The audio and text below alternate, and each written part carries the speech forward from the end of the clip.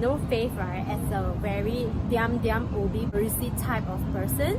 I don't know many things about her. That's why I invited her to come to our Spilling the Tea episode today.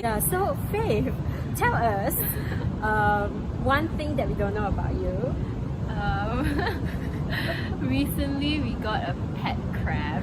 Oh, yeah. Okay, that's very unusual. Yeah, it's called Mr. Krabs because he's orange, blue, and purple. Wow, it's like a rainbow. Yeah, rainbow crab. Okay, are you going to stop eating crab after you have No, I'm not gonna stop eating crab, but I'm not gonna eat my crab as well.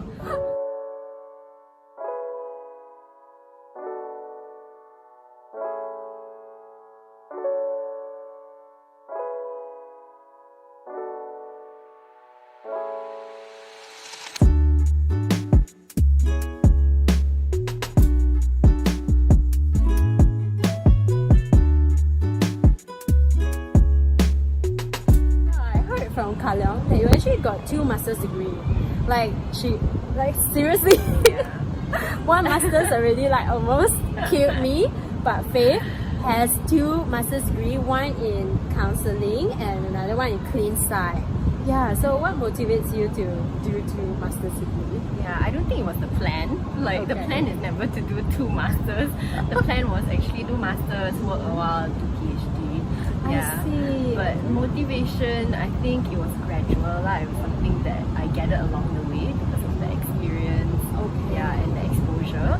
Okay. So actually, before you start studying and working, you have this idea of what counseling is, what clin psych is. Yeah, So before I went in, I had these preconceived notions, like these assumptions. Yeah, and I had a negative bias about clin psych. Oh, I had interesting. this assumption about clin psych that they label people, like they give a diagnosis, they label, and I immediately thought it was a negative thing, like negatively impact people's life. And then also because of past experience, I worked with some counselors, so because of that I had a positive experience. So for me it was like I would love to be a counselor. Yeah. So before I went into undergrad, already in my mind it's like I want to be a counselor. That's all I want to do. I guess it's very true because like before you go into the field, you actually don't know Don't much. really know. Yeah. First-hand experience changes things rather than just hearsay, rather than just like an opinion without any basis. Yeah. So when I had first-hand experience, then I met clients who like had more severe mental health issues.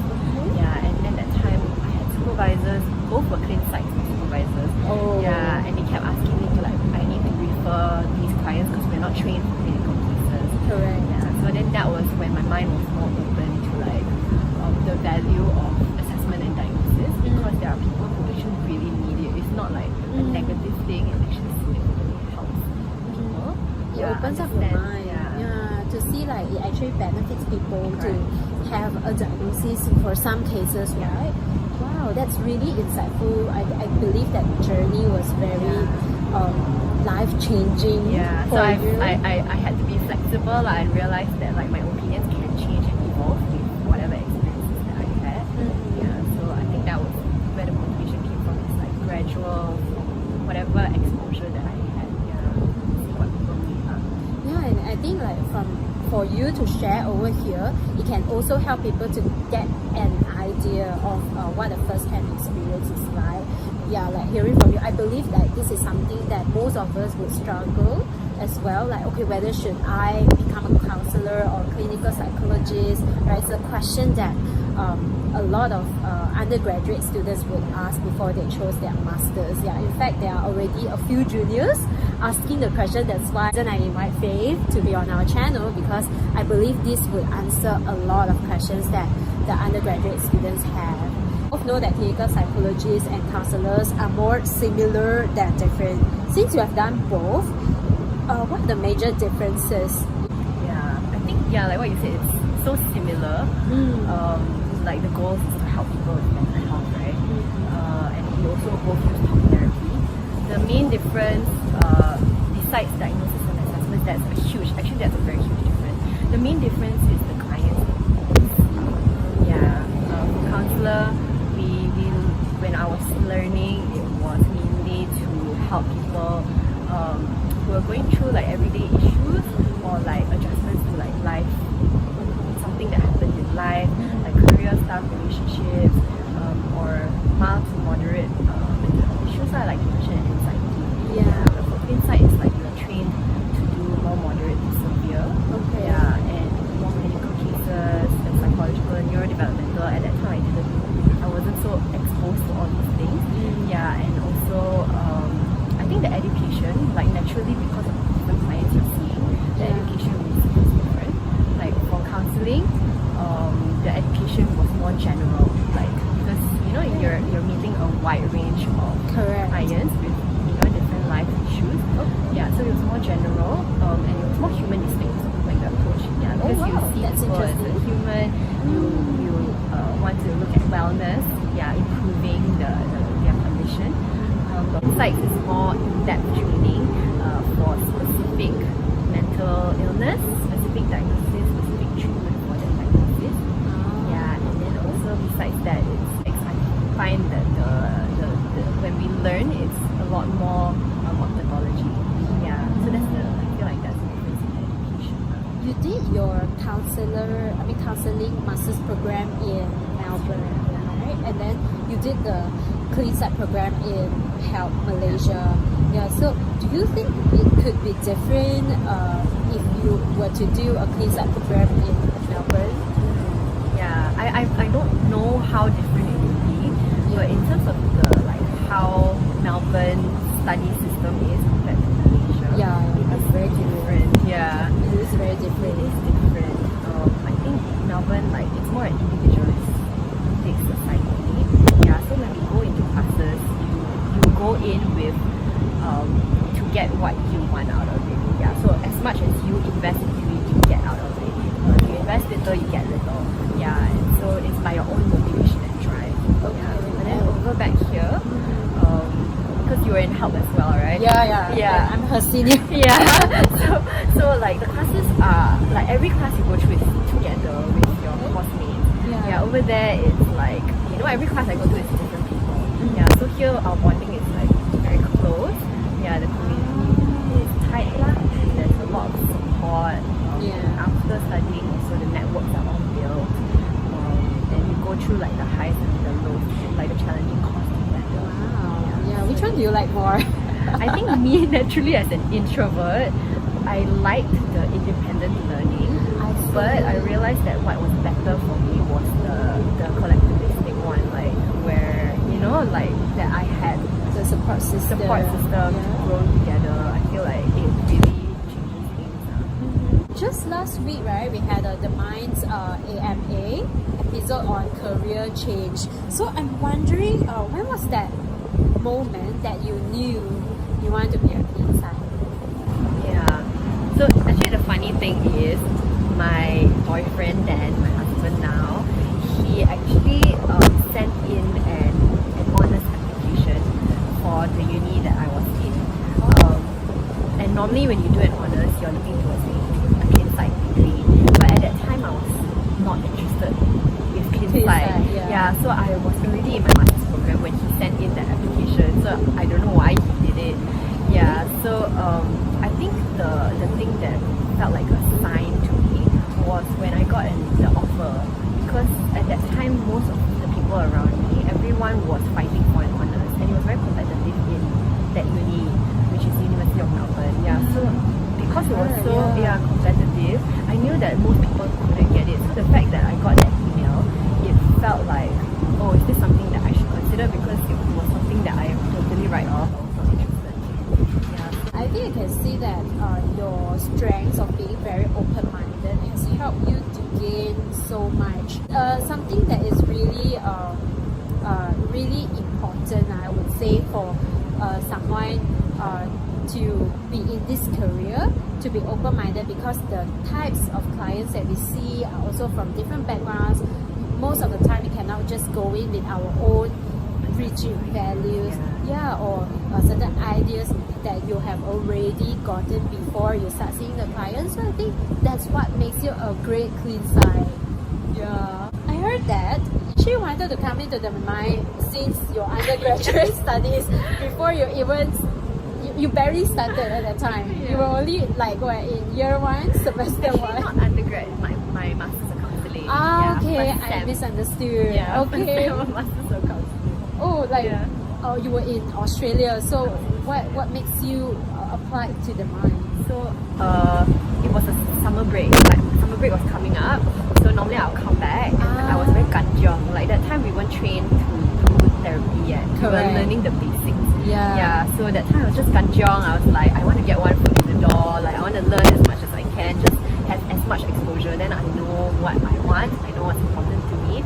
Yeah. So that's why I applied. Just I think that's the independent learning style that you got it from your university. So you actually like apply it here, but then in Malaysia we were like, wait a minute, like what are you doing? But it's really understandable if it's in the culture of Australia. Yeah. So I think this is something very interesting as well. Do you find it like difficult to study, you know, when you just started your clean site program in Malaysia, like you have to adjust yourself to the study system?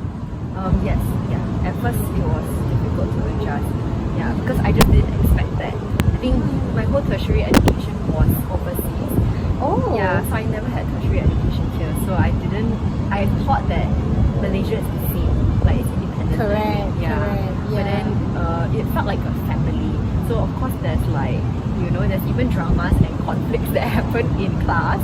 Yeah, So yeah. it's like a family unit. So I think those things were the thing that surprised me. Yeah. But I feel like it brought a lot of value in my life as well. But I can also see like how it actually helped you to grow as a clinical psychologist. I think that we have to be very culturally sensitive, especially when practicing as a clinical psychologist in Malaysia, because a lot of the theories and approaches that we use are Western based. Yeah. So it really makes you someone who are culturally sensitive to your client because of your experience. Would you say that? I hope so. Yeah, I feel like as long as you are constantly open-minded, like what you said, and learning, willing to learn about different cultures, that makes a big difference. Yeah, true. Because in Malaysia, we also receive clients who are foreigners who come from different countries. Like I had clients from Russia, from Turkey, from UK. So it's really like interesting and it really helps. That's my experience. Like if you know a little bit about their culture, if we have experienced it, they actually help us to engage with our client better and we can build better rapport as well. Yeah. So going back to my questions, this is something about Faith's personal life, because we heard that you just got married during MCO. Yeah. Congratulations. Yeah, and most of the people delay and postpone their wedding due to MCO, but you chose to continue. I think you don't get to choose what gets thrown at you lah. Yeah, but I just looked at what I had, and I chose how to respond. So I think the first thing is like it was painful. Like I am human, it was heartbreaking. And I felt bad also because I know that like everyone is going through a very bad situation because of the pandemic, and it felt bad that I felt bad. Like I felt bad for feeling bad. Yeah. So I think at that time I had to acknowledge myself lah, like that my feelings are still valid, my experience is still valid. Definitely. Even and everyone else's is valid as well. But that doesn't make mine less valid. Yeah. Correct. Yeah, that's a very important thing to realize in our life. And I think you're definitely not alone in this.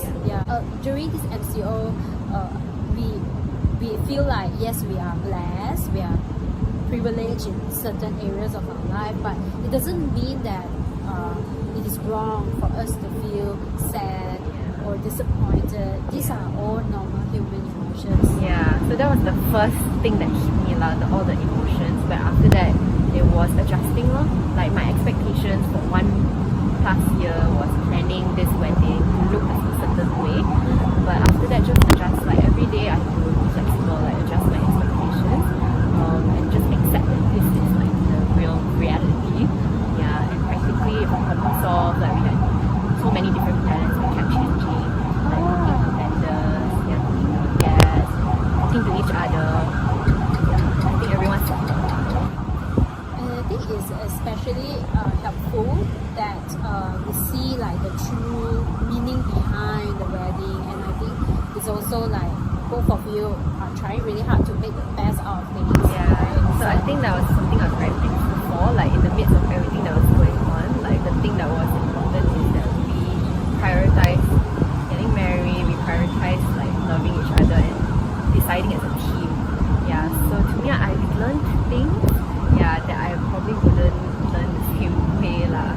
Yeah. Because of whatever that happened. I believe that when life doesn't go our way, it's not necessarily a bad thing, because we are human, we have the capabilities to make the best out of things, just like how Faith did for her wedding.